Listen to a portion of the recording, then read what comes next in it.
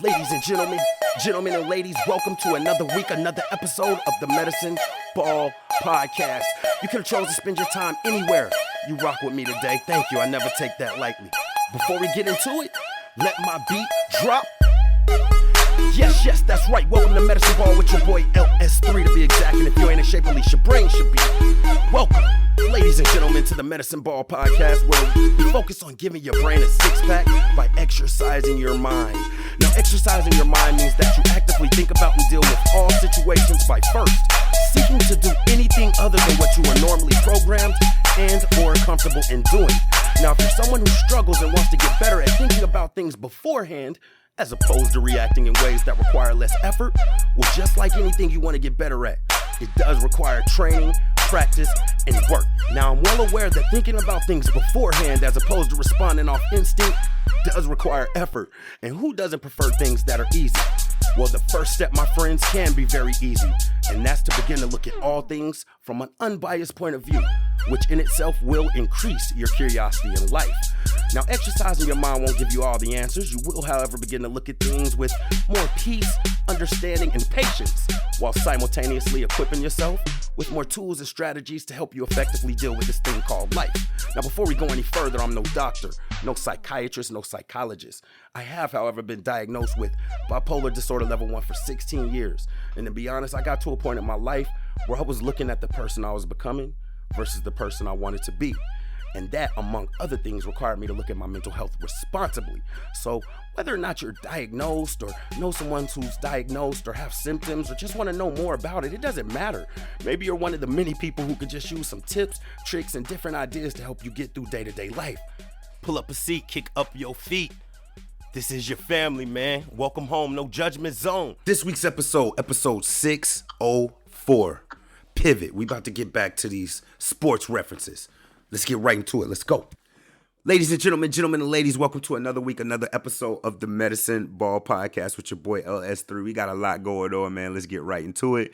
First of all, I hope everybody had a happy and wonderful Thanksgiving holiday, whether you celebrate it or not. I think that it's important to acknowledge it and what it can represent, which is ultimately spending time with your loved ones, enjoying those people that are around you, those people in your circle, and so forth and so on. All right. So I didn't do a podcast episode last week, but a lot has taken place. You know what I'm saying? A lot has taken place. So, I want to skip everything. I'm in Florida, by the way, so I'm not at my big studio, so the microphone may sound a little different, but y'all work with me. This is a little reminiscent of the early morning or the earlier days of Medicine Ball. But let's get into it, man. So I was actually crabbing today, and if you guys are just tuning in now, go follow, like, subscribe, all that good stuff. But on my social medias, my media handle is Medicine Ball LS and the number 3, right? But it's so funny because today I was actually crabbing with Phil, which I will get into a little bit more in this episode. And we were having some discussions, and he's an older guy. I think I might have talked about Phil on a couple of episodes ago. Go back and listen to it. But long story short, we got to talking about, just family and life experiences. And he was just sharing some things with me about his son and just like some things that happened while he was raising him and ways that he tried to kind of steer and divert him and things that he had to try in some of the difficult times. And without putting them out there, it made me remember a story that's actually relevant to this week's episode. You know what I mean? Season 6, episode 4, Pivot. And it was when I was... Man, I might have been 10 years old or something. I remember it vividly, though. But I believe we were at a family reunion in Alabama, and my mom, one of her best friends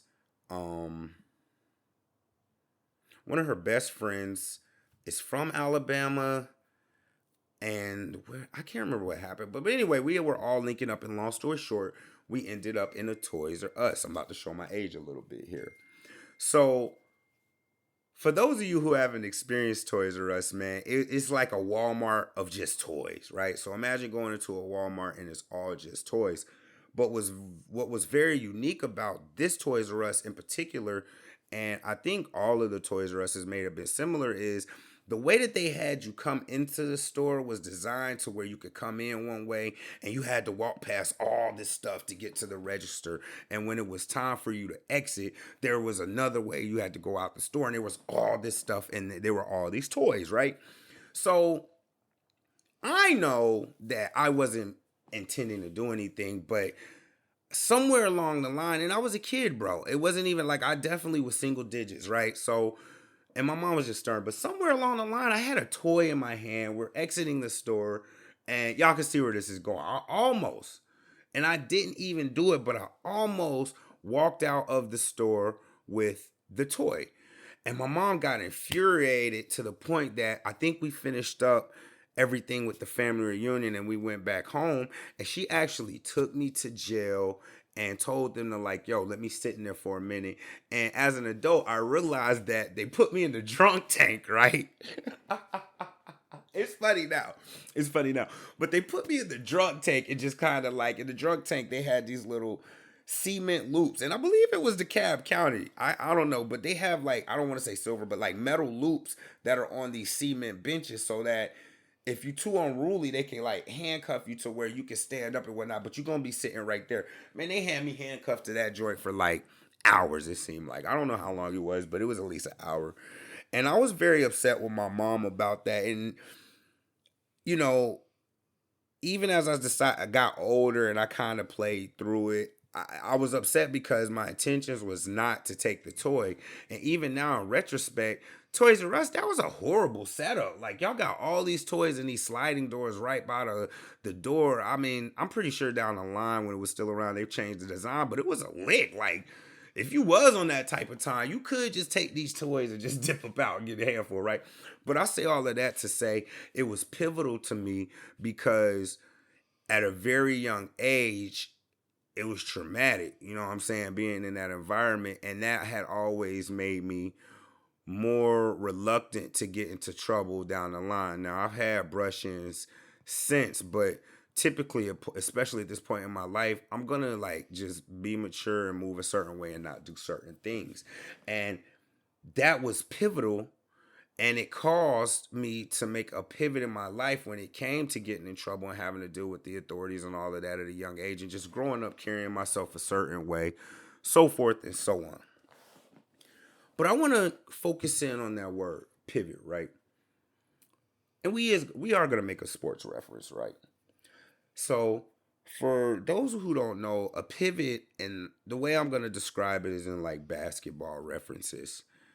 It's a situation like you have to, and this is for people who don't know, you know what I mean? I got a lot of women listeners, so I like to try to, you know what I mean, make as many sports references as I possibly can and explain it. So in basketball, if you have the ball, you have to take a dribble, you know what I mean, every step, right?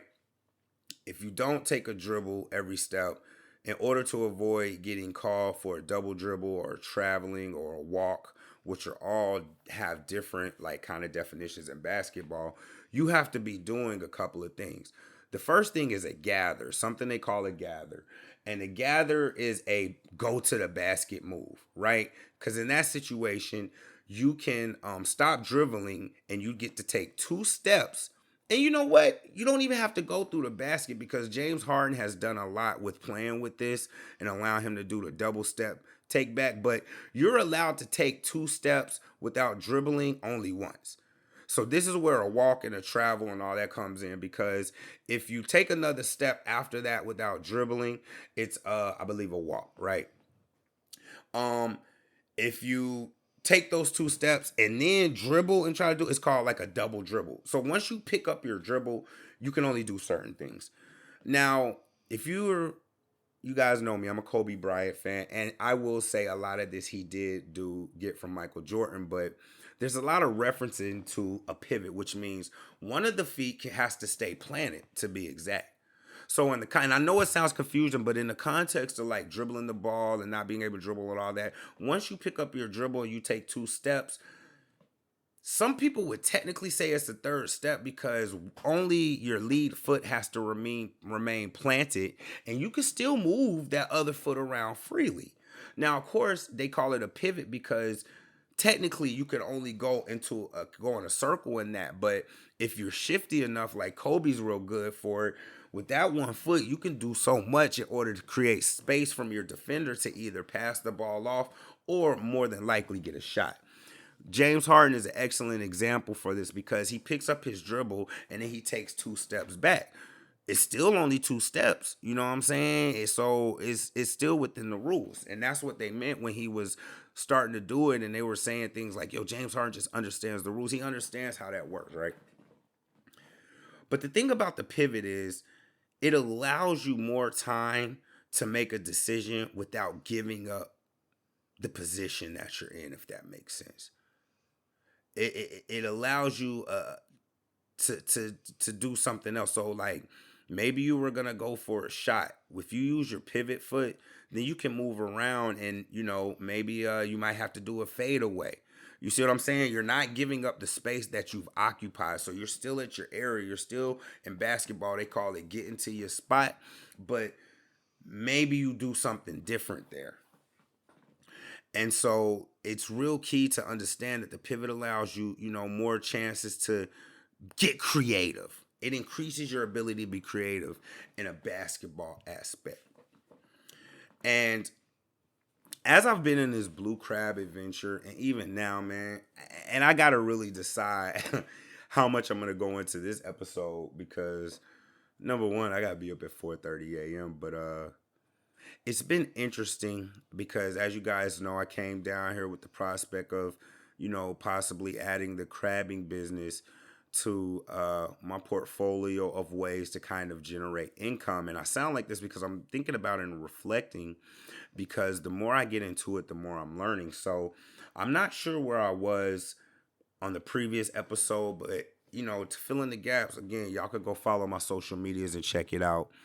But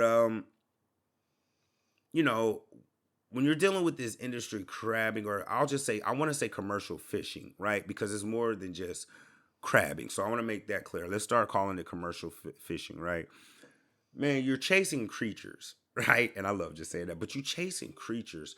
So it's like, even though you may have a schedule, even though you may have bills, even though you have things that you want to do, once you get into this commercial fisherman thing, you'll realize very quickly, like, you not really in control and things change quickly. And I had gone home, and I want to be careful about home is going to always be home. I had gone home for October, and at this point, I'm in a nice house in Florida. It's a nice spot. I literally go out back. I see palm trees. You know what I mean? It's a nice neighborhood. It's in a slow town. I'm near the water. It's dope for what it is.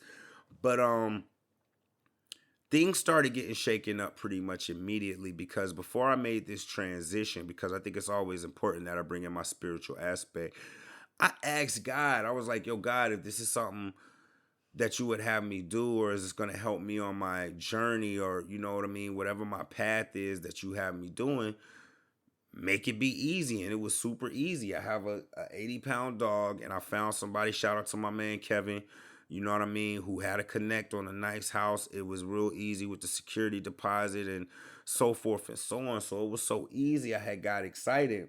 But we got to stay tapped in with God and be willing to pivot. You know what I'm saying?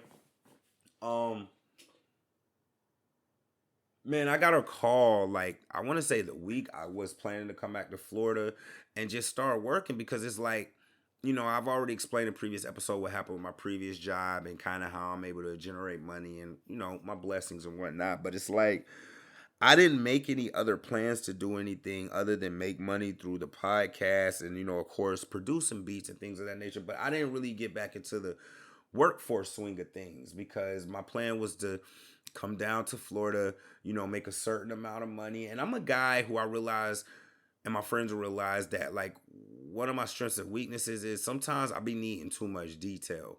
It's really hard for me to be super duper spontaneous. You know what I'm saying? If my friends is like, even with work. So let's get into that. Let's just go into that. I'm working with my man. Shout out to Big Jimmy Lee. He'll probably listen to that. But the guy called and told me pretty much that like, yo, he's not gonna get on a boat. And it's not even a guy. It's Peter. It's Savannah. I keep forgetting. Y'all know what's up. It's Peter. I finally met Peter. I finally met Big Pete, and not the biggest guy, but I just straightforward, man. And just like I said, dealing with my father, he's not as bad because I've heard all these stories. And again, to this day, I still ain't been out on the boat with him, but I've been with him to the shop. I've seen him interact. I've seen him kind of, grouchy at times and things of that nature. But he's a very knowledgeable, a very passionate guy who knows his stuff about this business and has a lot of financial literacy. So it was already something different from what I had originally thought I was going to do with me having to work with Jimmy Lee because he lives an hour and a half away from me. And this line of work is very tough, very hard, very early hours. And, it's nothing to wake up at 4:30 and, get back to your home at 4:30 p.m. So working with Jimmy, and needless to say, I wasn't planning on having to drive that much in order to start this kind of crab adventure, right? So, heck, even in Atlanta, like, and I know it's different from him with the commercial fishermen and different for them in general, but like, I normally wouldn't pick a job that's gonna require me to drive an hour and a half, no traffic each way. I wouldn't do that I wouldn't do that in Atlanta, and I wouldn't do that in general anywhere. Or I would be looking to, possibly buy a newer car, things of that nature. But it was just unexpected. With that happening, I think I had started giving you guys a little information about the crabbers who are more on the McAllister crab side or more on the side of Peter, and Gary was one of the people that I mentioned. So I talked about Phil in a previous episode of him wrecking the boat and his relation to everything, but Phil is kind of like the main crabber right now without Peter, going out. So I'm working with Jimmy. It's real gruesome, hard work. And then there's the whole marketing side, which I'm familiar with, just not in this market. So after you catch your fish or your crab or whatever creature it is, now you have to actually sell it. All of this to say, when I started this over the summer, a couple of months ago, and kind of was talking with my family, the idea was that I could possibly, become a crabber, obtain a license, obtain a boat, and I have money backing me. I have investors backing me, but that was the deal. But as I've been working more and seeing what it entails, I'm realizing that, having the money to put yourself out there to be a crabber in order to catch a creature or whatever it may be is only half of the battle. So you could easily invest 100,000 just getting started on a smaller scale and go nowhere and end up losing out on everything, because if you can't sell your crabs, and it's a lot that even goes on with that, you got to be able to store them. You have to have ice. You have to have, it's just a lot of things that I've been learning behind it. So long story short, eventually, Phil and Gary decide not to work together anymore.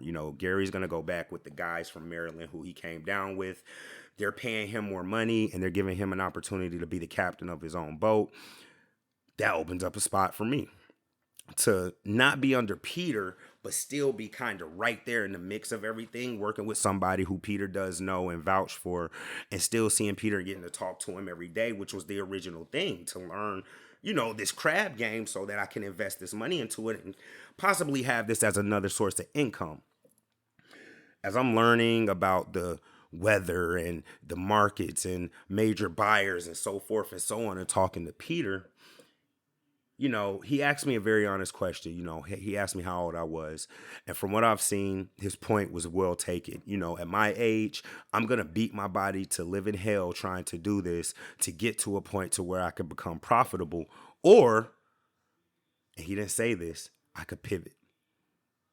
Now, as I just spoke earlier in this episode about, a pivot is, most often used in basketball. But the key point that I wanted to bring to everybody's attention is when you usually in basketball have to use your pivot foot, and I've already explained this, you've been forced to pick up your dribble. When you pick up your dribble, you can't go forward anymore, right? Pivot allows you to still create space and be creative without giving up the ground that you gained. Peter pretty much threw a pivot in there. He talked to me The first talk was about an hour, and it ranged from everywhere from stocks to business to life. And, humbly, he was able to, gather that I am a financially literate person. I am a business minded person, because we ended up talking about stocks, you know, um, cryptocurrency, and I'm able to keep up with him and show him my portfolio. So I gathered that respect enough to where he told me, if I were you, I would look at the wholesale market. So what that pretty much means, and it's a hiccup right now, right? Instead of me with the plan of originally coming down and spending money to get into the crab game, I'm gonna have to pivot a little bit. I have relationships with the crabbers. I have Big Jimmy. I have Peter. I have Phil if I need crabs. But my game, my chance to make money and get in at this level, at this age, with the current market and the way that the commercial fisherman is going, would be to be the wholesale guy who's dealing on a larger scale. Now, I want you all to know, when I heard that, I'm not going to say I was upset, but it was very disheartening because, and again, let's take it back to spirituality, man. You got to stay open because, man plans, God laughs. So, of course, I was a little disheartened because I had my mind set on that. I was doing the work. And y'all, let me explain to y'all. Even now when y'all hear my voice, y'all can go follow my social media and look at this stuff, or y'all can Google it yourself. It's not a game to pick up these crab traps. And when I tell you, even today, you know what I mean? I picked up probably 400 traps today, 300 the day before, 350 the day before that. And it's more than simply hoisting these traps up out the water and dumping the crabs. Nah, you got conch shells in them. You got grouper in them. You got flounder. You got puffer fish. You got crabs that aren't in season. You know what I mean? And it's a ton of things. You got grass. You got barnacles. So needless to say, I am reasonably athletic. I do have a sports background. But, man, when outside of just simply, like, for instance, if the trap is clean, meaning it doesn't have any grass or too many other things that we're not collecting in it, 20 seconds, right? Which for somebody being new is incredibly fast. Let that thing come up with some grass or some seaweed on it, though. It's rough. Stacking the traps. And you all, I promise I'm going to continue to give you more information on this as I go along, but it's tedious work. We're not even talking about knowing how the tide operates, knowing how the full moon affects what you're going to catch, knowing about the current going, which way the current is going, knowing about cold fronts and how weather affects what's going to eat, and it's a lot. So I'm gaining this knowledge, and I'm having to pivot. I'm having to pivot from a potential crabber to more of a wholesaler, which I can do. And what I want to say, this is not going to be a very long episode, y'all. And I'm going to be honest, partly because it's straight to the point. But the other part is I'm exhausted, bro. Because even on top of this crab thing, I'm still having to learn how to manage that and be a life coach still be medicine ball, still post every day, still have my commitments to my friends and my family, still have my commitments to the people that I'm mentoring and coaching, and still have my commitments to church, still have my commitments to doing music, and go about it in a righteous way, a non-grumpy way. Sometimes in life, man, we're forced to pick up our dribble. All of that ground that we have gained to get to the basket, all of a sudden there's a defender or life or adversity that happens that forces us to stop the direction we were going and pivot. Now, you're not giving up any ground. We talked about this on a previous episode. Sometimes you got to step back, but that's not what we're talking about here. You're going to keep your foot planted so that you don't lose that ground. But it's up to you at that point to be creative, to work with what you were given. One of my favorite music lyrics was from Young Buck. What I'm saying is I've been trained to go and turn a 50 from a penny. Y'all complain. I'd rather work with what he sent me. You got to work with what you have in front of you. You have to understand that life is not going to go the way, it's never going to go the way that you want to plan it. You could be guaranteed that any of plans or anything that you set in motion, even with the best planning and the most diligent, sooner or later, life is going to happen. There's too many factors when it comes to life. Too many other people, too many factors, too many things that matter. And a lot of people in that situation turn the ball over, meaning they take another step when they can't. They dribble after they already picked up their dribble. They take a bad shot instead of looking for a way to create. But what I'm here to tell you all is it's all in how you look at things. I remember hearing a lot of people say that glass is half empty, half full. And I used to be like, that's so stupid. But all they're saying is how you look at it. I can look at this as an opportunity to be disheartened and go back to the drawing board. That's just like I told y'all, outside of the podcast and my music, I haven't been doing anything career-wise. This was the next step. And then once I got this going, add another stream of income, go from there. But it's not over.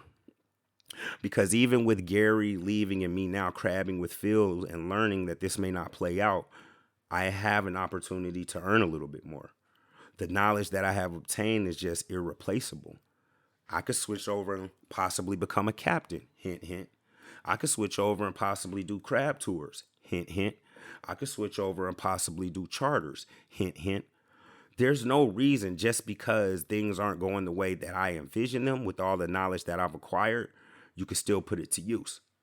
So I just want to leave y'all with something straight, direct, and to the point.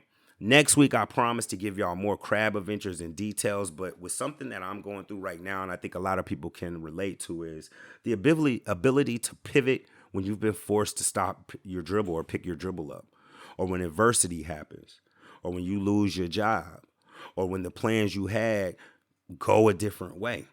You have to be adaptable and able to pivot. And that's what I'm going to leave y'all with today. We're not going to go too deep, all right? Yo, y'all like, subscribe, share. By the way, man, go Dogs. Go Bulldogs. That's right. Tap in, Medicine Ball LS3. I love y'all. Stay up. Go follow me on all the social media platforms, the TikTok, Snapchats, Instagram, Facebooks, Twitter, or X. I'm out there. I'm even on, what's the new one called? I don't know. Instagram has some new app. I'm on all of them. Medicine Ball LS3. Y'all stay up, tap in. I love y'all. Until next week. Yeah.